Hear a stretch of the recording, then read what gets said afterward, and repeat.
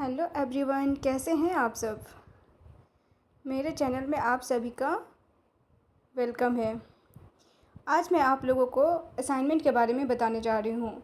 जो भी स्टूडेंट इग्नू में एडमिशन लिए हुए हैं और जिन्होंने अभी तक अपना असाइनमेंट सबमिट नहीं किया है, उनके लिए आज मैं अपना असाइनमेंट हैंड रिटन असाइनमेंट लेकर आई हूँ। तो आप लोग चाहें तो इससे हेल्प ले सकते हैं। और सबसे पहली बात है कि अब बहुत ज़्यादा टाइम आप लोगों के पास बचा नहीं है, तो जितना जल्दी हो सके अपना इग्नू का असाइनमेंट सबमिट कर लें, क्योंकि बिना असाइनमेंट सबमिट किए हुए आप एग्ज़ाम नहीं दे सकते हैं। तो आइए हम बताते हैं कि इग्नू असाइनमेंट सबमिट करने के लिए क्या करना होता है। तो सबसे पहले आपको फ़ाइल रेडी करने के लिए इग्नू असाइनमेंट का एक फ्रंट पेज आता है, जिसको आप लोगों को डाउनलोड करना होगा। वो पेपर आपको फ्रंट पेज में, फ़ाइल के फ्रंट पेज में रखना है। उसके साथ ही आपको अपना एक आईडी कार्ड लगाना होगा, और आईडी कार्ड लगाने के बाद साथ ही आपको जिस सब्जेक्ट का आप असाइनमेंट सबमिट कर रहे हैं उस सब्जेक्ट का क्वेश्चन पेपर आपको साथ ही प्रिंट आउट करके उसमें लगाना है। उसके बाद आपका जो भी हैंड रिटन असाइनमेंट है उसको एक साथ मिला के अच्छे से पीडीएफ अच्छे से उसका आप अपना फ़ाइल बना के और जमा कर सकते हैं। तो चलिए आज मैं बताती हूँ कि कैसे बनाना है। तो जिस भी स्टूडेंट का सब्जेक्ट BEVAE 181 करके है, सब्जेक्ट का नेम है पर्यावरण अध्ययन पर क्षमता वर्धक अनिवार्य पाठ्यक्रम। तो आइए इसके बारे में देखते हैं। तो सबसे पहले आप ये ध्यान रखिएगा, जब भी आप क्वेश्चन पेपर असाइनमेंट का डाउनलोड करेंगे तो आपको ये ध्यान रखना बहुत ज़रूरी है कि ये कब का है। इसका सेशन 2023 है या फिर 22 है, ये चीज़ आपको ध्यान रखना है। आपका 2023 वाला ही बनाना है, डाउनलोड करना है। और इसमें 2 खंड में दिए हुए हैं और सारे क्वेश्चन के आंसर बनाना आपका मैंडेटरी है। और हर एक का आपका जो मार्क्स है वो मार्क्स भी आपका क्वेश्चन पेपर में साथ ही दिया हुआ है। तो उसके देख के उसके हिसाब से आपको बनाना है। और इतना आपको ध्यान रखना है कि उतना ही आपको बनाना है जितना की ज़रूरत है। वर्ड्स अगर आप बहुत ज़्यादा ले रहे हैं तो भी उसका कोई मीनिंग नहीं निकलेगा। तो बेटर है कि जितने भी वर्ड में लिखे गए हैं आप उसका आंसर उतना ही दीजिए। इससे आपका टाइम भी बचेगा और जितना भी हो सके आप अच्छा से अच्छा कंटेंट जो आपको समझ में आता है उसको आप उतना ही वर्ड के अंदर में लिख के आप जमा कर सकते हैं। तो आइए हम देखते हैं कि इसका पहला क्वेश्चन क्या है। इसका पहला क्वेश्चन बताया गया है, वर्तमान संदर्भ में वनों का पारिस्थितिक महत्व क्यों अधिक महत्वपूर्ण है, इसके बारे में व्याख्या कीजिए। आप मैंने इसमें अपना बनाया हुआ है, तो आप चाहें तो हमारा असाइनमेंट आप देख सकते हैं। और साथ ही साथ मैं ये नहीं कहूँगी कि आप सेम जो मैंने लिखा है आप सेम वो चीज़ बना लो, लेकिन हाँ आप इस कंटेंट को अपने वर्ड में आप लिख सकते हो, अपने लैंग्वेज में आप लिख सकते हो। तो फिर कोशिश करें कि आप भी अच्छा से अच्छा असाइनमेंट बना के रेडी करें और टाइम पे जमा कर दें। तो फर्स्ट क्वेश्चन तो आप देख रहे हैं 8 नंबर का है। तो आइए देखते हैं कि इसका आंसर क्या है। इसका आंसर में पहले आपको लिखना है, इसके बारे में आपको डिटेल बताना है कि आप क्या लिख रहे हो, क्या लिखने जा रहे हो। उसके बाद जो भी क्वेश्चन है उस क्वेश्चन को देखते हुए अच्छे से उसका पूरा डिटेल डिस्क्राइब कीजिए और अंत में उसका जो निष्कर्ष होता है आप वो बता दीजिए, उसके बारे में व्याख्या कर दीजिए। तो आइए देखते हैं कि पारिस्थितिक तंत्र होता क्या है।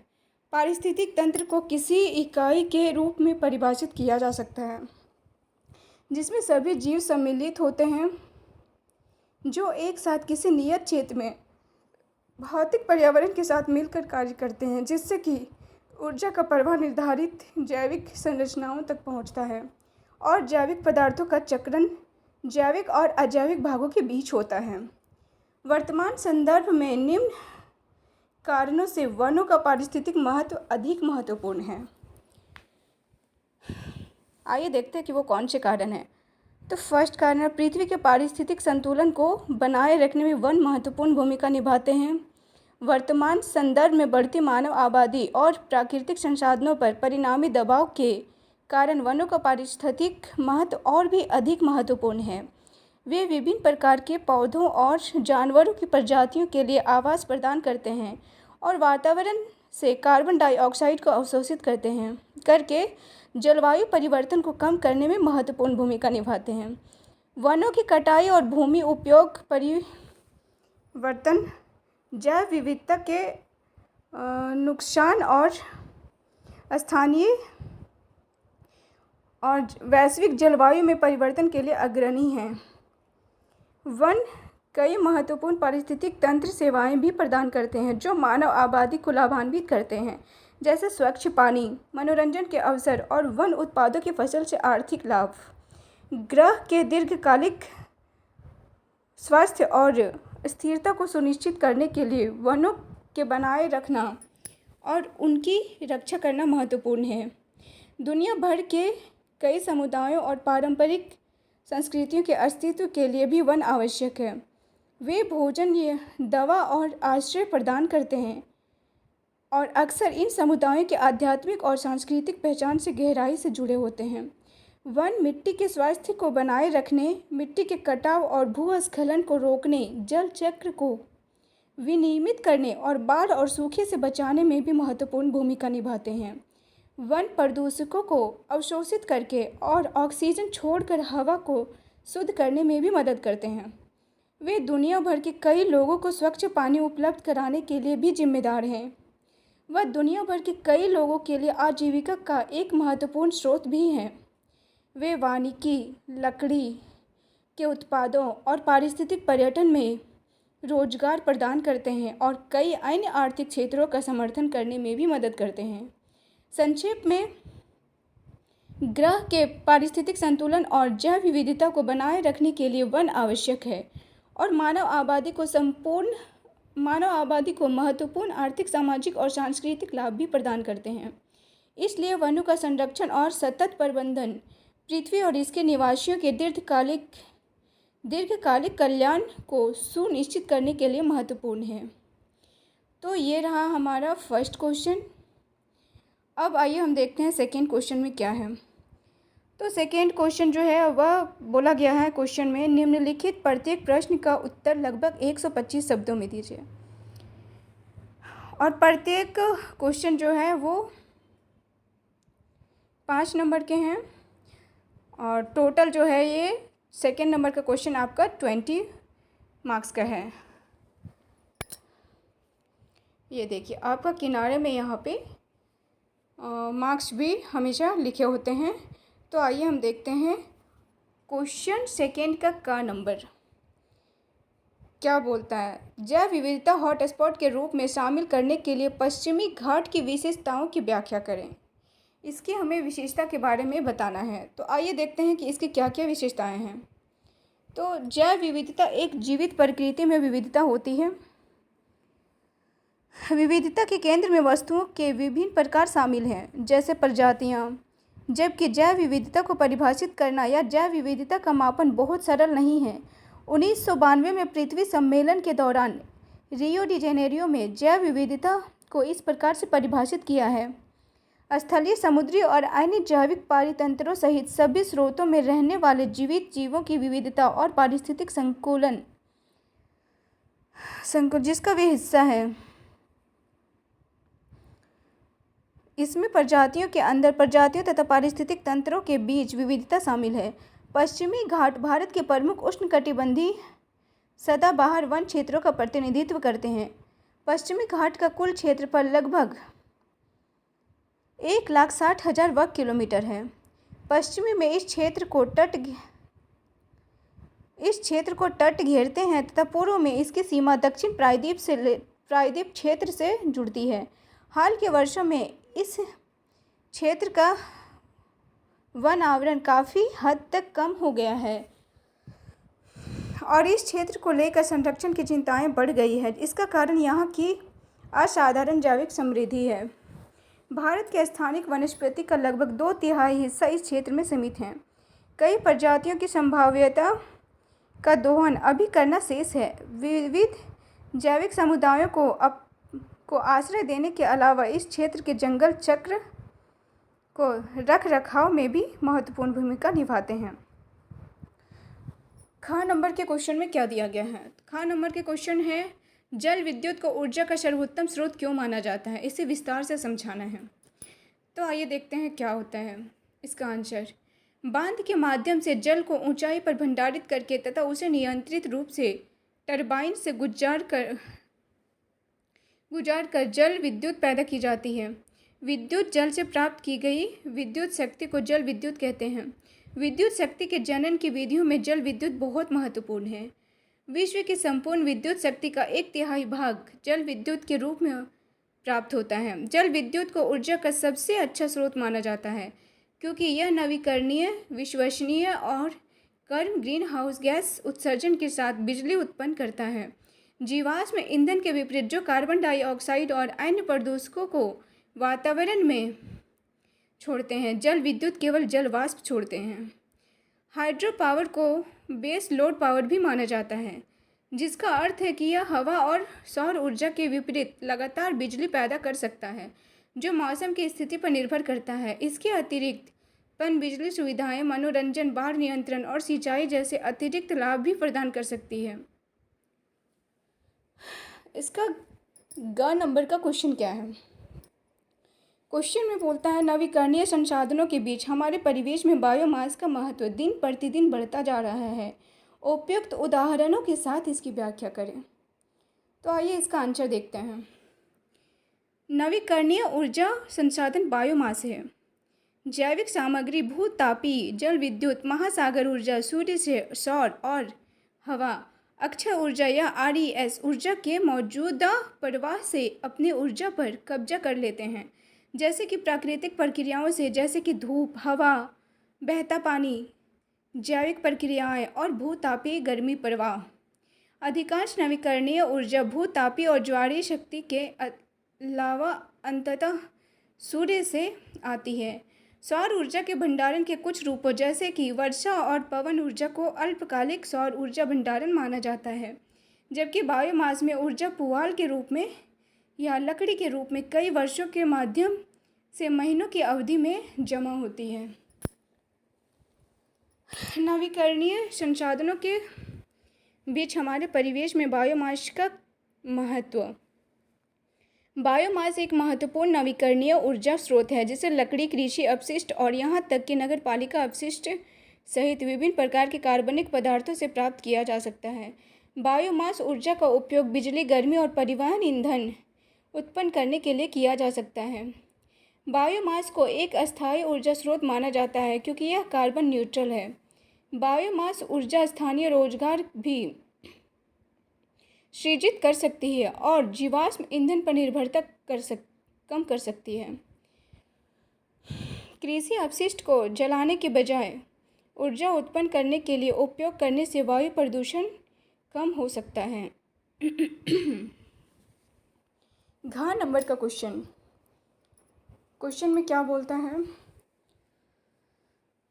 वायु प्रदूषण वायुमंडलीय प्रक्रियाओं को कैसे प्रभावित करता है? तो आइए देखते हैं इसका आंसर क्या है। वायु प्रदूषण से जहां एक ओर समान जीव जंतु तथा पौधों व प्राणियों को क्षति पहुंचती है, मनुष्यों में स्वास्थ्य संबंधी समस्याएं खड़ी होती है, वहीं दूसरी ओर वायुमंडलीय प्रक्रियाओं में भी परिवर्तन आते हैं। अम्ल वर्षा, धूम कोहरा, वैश्विक उष्मायन, ओजोन रिक्तीकरण आदि कुछ ऐसे प्रभाव हैं जो हमारे वायुमंडलीय प्रदूषण के कारण हो रहे हैं। आसपास की हवा में पाए जाने वाले कणिकीय पदार्थ विभिन्न आकार के कणों का, जिनमें अनेक रासायनिक घटक भी हो सकते हैं, एक सम्मिश्र होता है एवं इसका मिश्रण अदलता बदलता रहता है। SO2 तथा NO2 के स्तरों में कमी हो रही थी। इस कारण दिल्ली में निम्न सल्फर डीजल का चलन चलाया गया। 15 साल से ज़्यादा पुरानी व्यावसायिक गाड़ियों के चलाने पर रोक लगा दी गई। वायुमंडलीय उत्क्रमण अथवा तापमान उत्क्रमण तब होता है जब ठंडी वायु के ऊपर उष्णतर वायु की एक अस्थायी परत बन जाती है।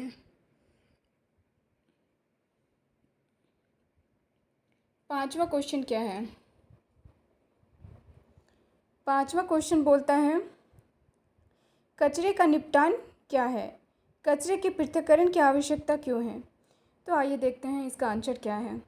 जैसे जैसे जनसंख्या में वृद्धि के साथ शहर आकार में बढ़ रहे हैं, उसके साथ ही अपशिष्ट उत्पादन भी बढ़ेगा। शहरों के स्थानीय निकाय अपशिष्ट के निस्तारण को अपनाते हैं। नगरपालिका ठोस अपशिष्ट के प्रबंधन पर केंद्रीय प्रदूषण नियंत्रण बोर्ड अपशिष्ट की विभिन्न श्रेणियों में से अस्पताल अपशिष्ट जैसे गंदी पट्टियाँ, सुलभ संवर्धन, रासायनिक अपशिष्ट, पुरानी फेंकी गई दवाइयाँ पर्यावरण के लिए जोखिम प्रदान कर सकता है।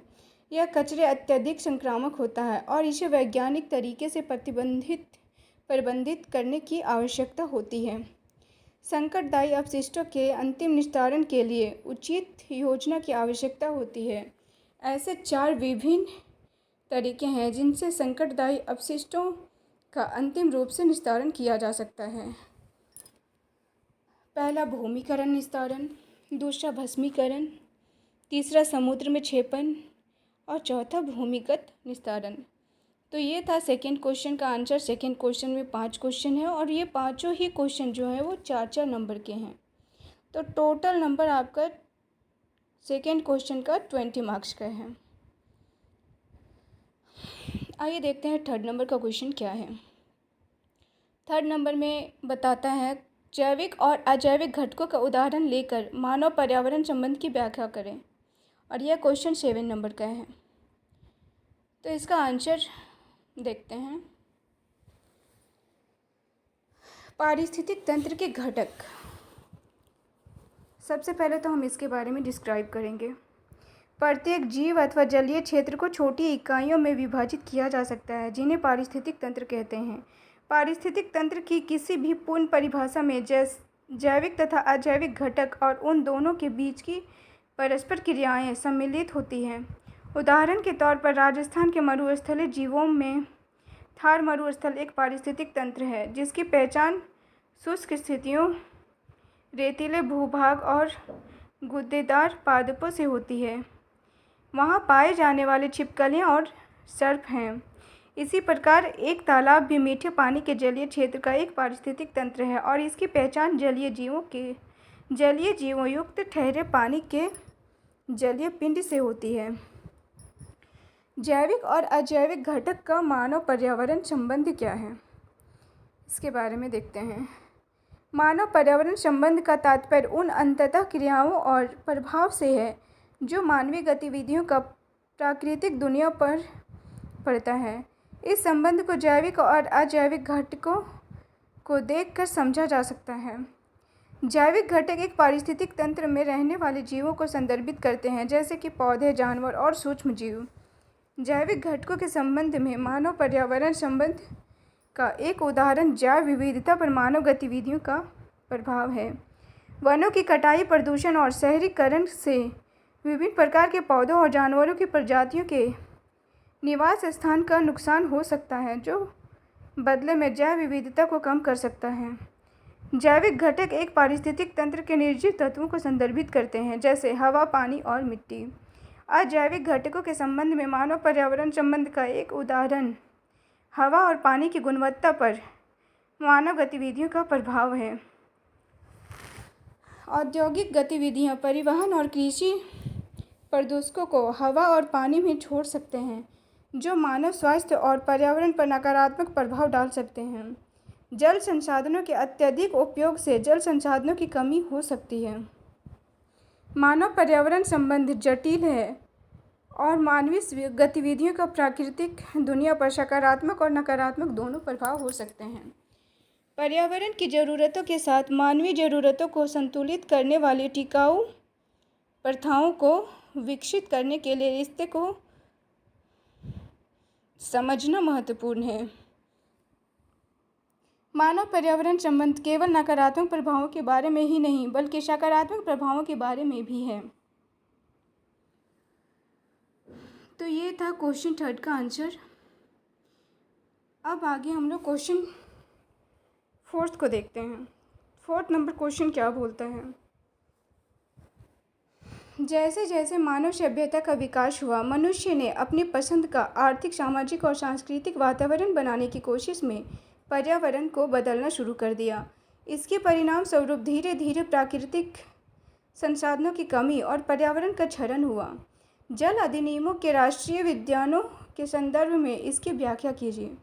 ये क्वेश्चन भी आपका 7 नंबर का है। आइए देखते हैं इसका आंसर।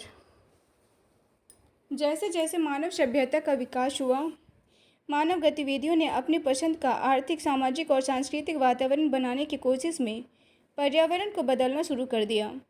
इससे प्राकृतिक संसाधनों की कमी और पर्यावरण का क्षरण हुआ है। जल अधिनियमों के राष्ट्रीय कानूनों के संदर्भ में यह संदर्भित करता है कि मानव गतिविधियों ने जल संसाधनों की उपलब्धता और गुणवत्ता को कैसे प्रभावित किया है। औद्योगिकरण, कृषि और शहरीकरण जैसी मानवीय गतिविधियों ने जल संसाधनों के प्रदूषण को जन्म दिया। उद्योग जल निकायों में प्रदूषकों का निर्वहन करते हैं, जबकि कीटनाशकों और उर्वरकों के अत्यधिक उपयोग जैसी कृषि पद्धतियां भी जल संसाधनों को दूषित कर सकती हैं। शहरीकरण और विकास से भूमि उपयोग के प्राकृतिक प्रवाह को प्रभावित कर सकता है और अपवाह और कटाव को बढ़ा सकता है। इन मुद्दों को हल करने के लिए जल अधिनियम बनाए गए हैं। इन अधिनियमों ने आमतौर पर जल संसाधनों के संरक्षण और संरक्षण के प्रभाव के प्रावधान शामिल हैं। साथ ही जल निकायों में प्रदूषकों के निर्वहन के लिए नियम भी शामिल हैं।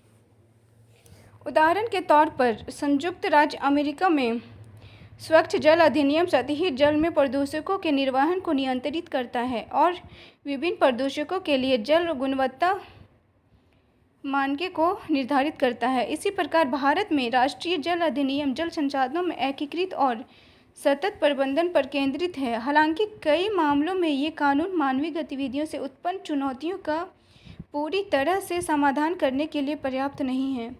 यह परिवर्तन की कमी, धन की कमी या जन जागरूकता की कमी के कारण हो सकता है। भविष्य की पीढ़ियों के लिए इस महत्वपूर्ण संसाधन की रक्षा और संरक्षण के लिए सरकारों, उद्योगों और व्यक्तियों के लिए जल संसाधनों के सतत उपयोग और प्रबंधन को सुनिश्चित करने के लिए मिलकर काम करना महत्वपूर्ण है। प्रदूषण पर नियमों के अलावा जल अधिनियमों में अक्सर जल संसाधनों के आवंटन और प्रबंधन के प्रावधान भी शामिल होते हैं। कुछ जल अधिनियम जल अधिकारों के लिए प्रणालियाँ स्थापित करते हैं जो यह निर्धारित करती है कि किसी दिए गए जल संसाधन का उपयोग करने का अधिकार किसे है और उन्हें कितना उपयोग करने की अनुमति है। जल अधिनियमों का एक महत्वपूर्ण पहलू बांधों, नहरों और सिंचाई प्रणालियों जैसे जल बुनियादी ढांचे का प्रबंधन है।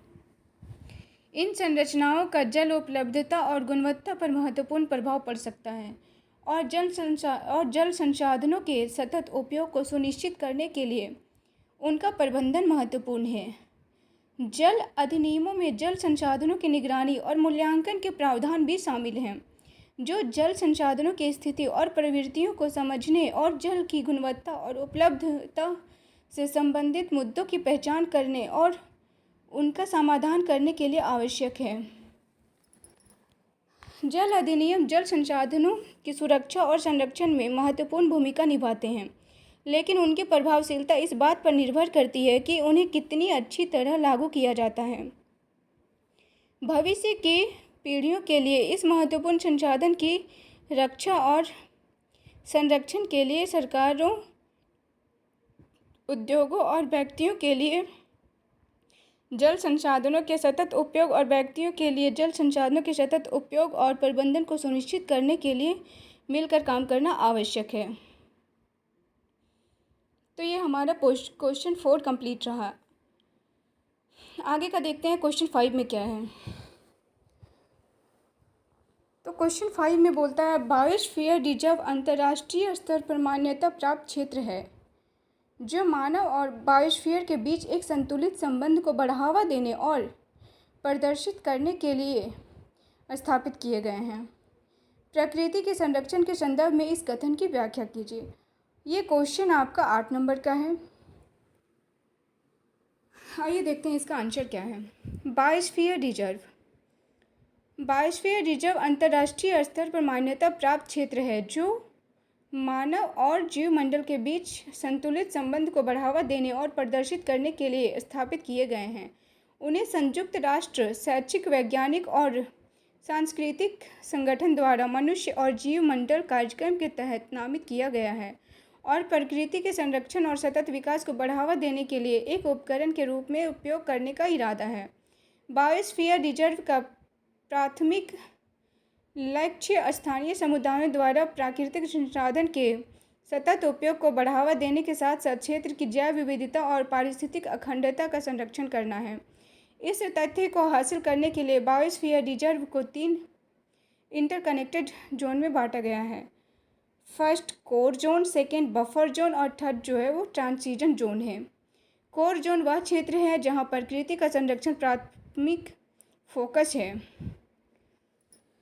यह क्षेत्र प्राकृतिक पारिस्थितिक प्रक्रियाओं को बनाए रखने के लिए संरक्षित और प्रबंधित है और पहुंच वैज्ञानिक अनुसंधान और संरक्षण गतिविधियों तक सीमित है। बफर जोन कोर जोन से घिरा है जहां इको टूरिज्म, टिकाऊ वानिकी और कृषि जैसी गतिविधियों को अनुमति और प्रोत्साहित किया जाता है। यह क्षेत्र स्थानीय समुदायों को आर्थिक लाभ प्रदान करते हुए कोर क्षेत्र के चारों ओर एक सुरक्षात्मक बाधा के रूप में कार्य करता है। ट्रांजिशन जोन सबसे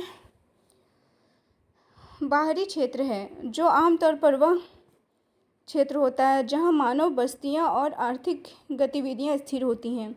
इस क्षेत्र का मुख्य ध्यान सतत विकास पर है और यह कोर बफर जोन के बीच एक कड़ी के रूप में कार्य करता है।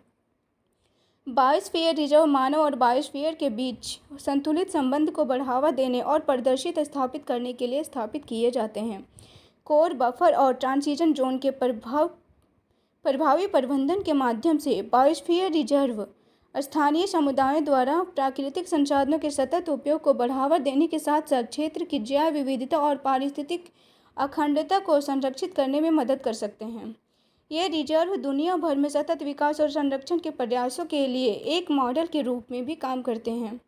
उनके संरक्षण और सतत विकास लक्ष्यों के अलावा बायोस्फीयर रिजर्व वैज्ञानिक अनुसंधान और शिक्षा के लिए महत्वपूर्ण स्थलों के रूप में भी काम करते हैं।